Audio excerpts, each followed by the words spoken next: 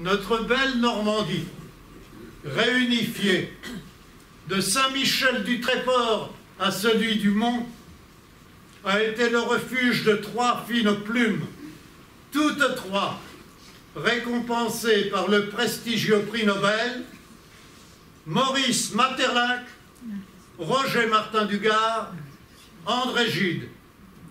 Leurs œuvres ont été maintes fois analysées. Aussi avons-nous préféré évoquer devant vous leur vie privée, riche d'imprévus et de rebondissements.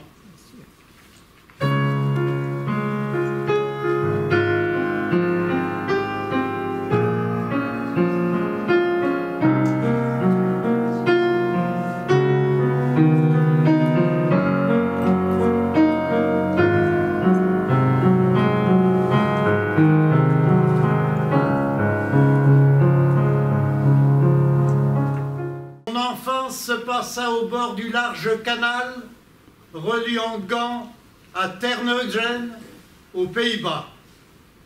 Les navires de mer, dit-il, semblaient glisser dans le jardin.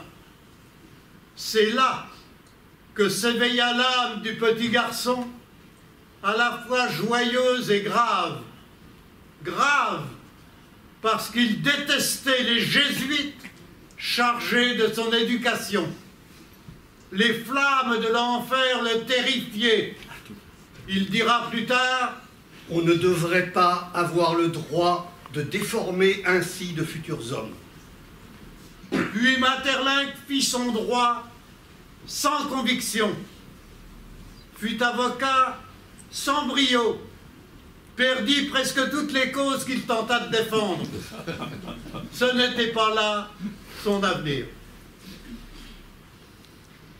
Né à Neuilly en 1881, Roger Martin du Gard n'était ni noble, ni gardois, mais issu de petites gens du monde rural du Bourbonnais. C'est pour distinguer les branches de la populeuse famille Martin qu'on a collé le nom de leur ferme. D'ailleurs, l'écrivain tiendra à souligner son appartenance au tiers-état. Il se faisait appeler Monsieur Martin, tout simplement. Ses études furent assez ternes.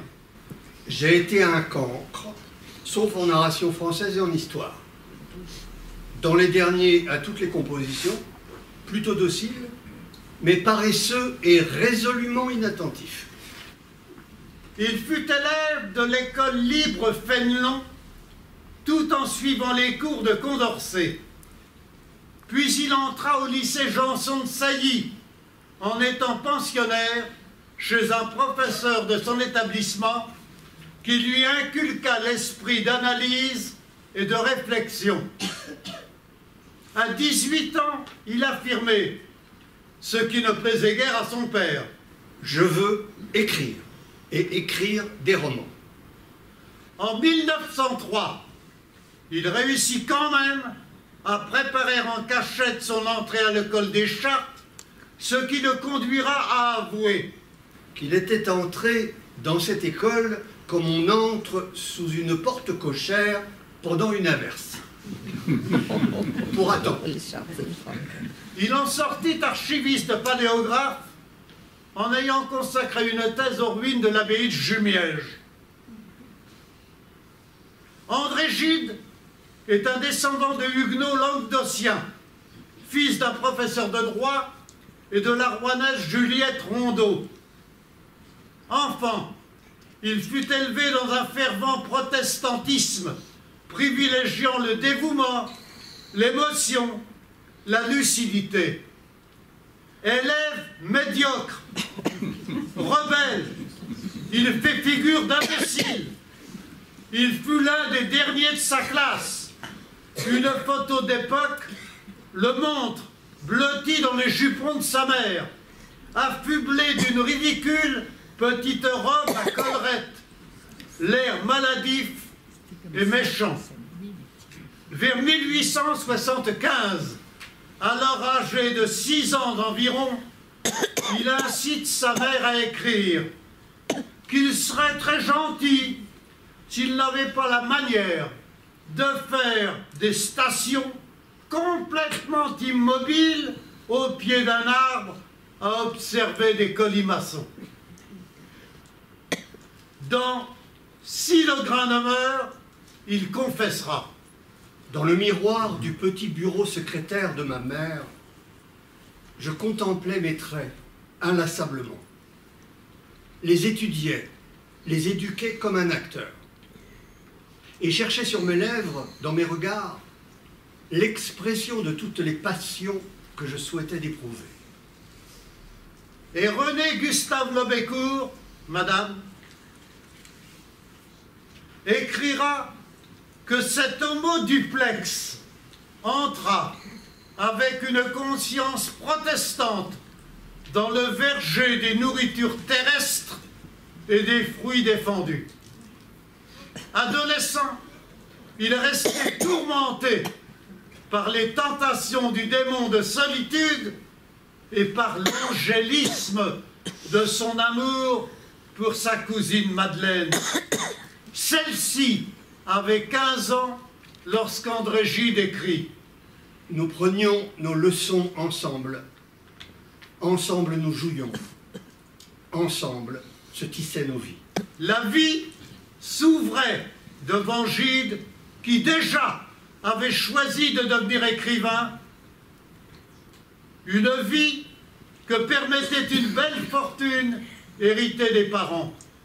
Lobécourt le souligne, cette fortune lui permit les jeux, les choix, les loisirs, les voyages, toutes les libertés, toutes les gratuités. Quelles étaient les relations entre ces trois écrivains? Si les rencontres de Martin Dugard ou de Gide avec Maeterlinck furent rares, nous y ferons de brèves allusions, les liens qui unirent Roger et André furent extrêmement étroits et multiples. En 1913, à 32 ans, Martin Dugard rencontre Gide pour la première fois dans une boutique de la rue Madame à Paris, où se retrouvaient les amis de la nouvelle revue française, la NRF. La première vision qu'eut Roger d'André fut celle d'un masque de Mongol, avec les affectations d'un vieil acteur, de la préciosité et même un air préteux. Il n'empêchera que Gide invite Martin Dugard dans sa villa d'Auteuil, mais l'opinion de Roger demeurera encore hésitante. Gide est un étrange bougre, si décevant et si attachant à la fois, insaisissable. On croit l'entrevoir et il se dérobe. Il est très compliqué, tout en contradiction. En 1916 à Paris, cette rencontre marque une date de notre amitié. Et je vous ai quitté ce jour-là avec le sentiment qu'il y avait du nouveau, du solide entre nous.